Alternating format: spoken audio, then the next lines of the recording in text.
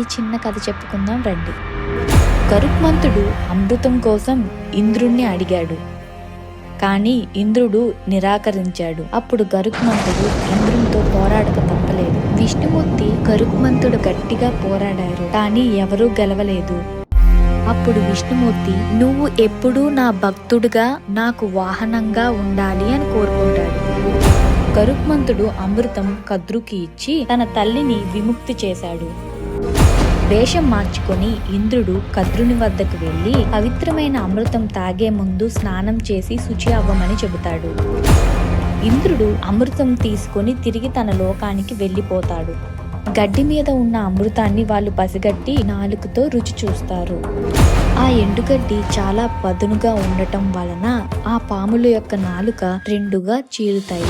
మీకు ఈ కథ నచ్చినట్టయితే మా ఛానల్ని సబ్స్క్రైబ్ చేయండి. మీ అభిప్రాయాన్ని కామెంట్స్ రూపంలో తెలియజేయండి.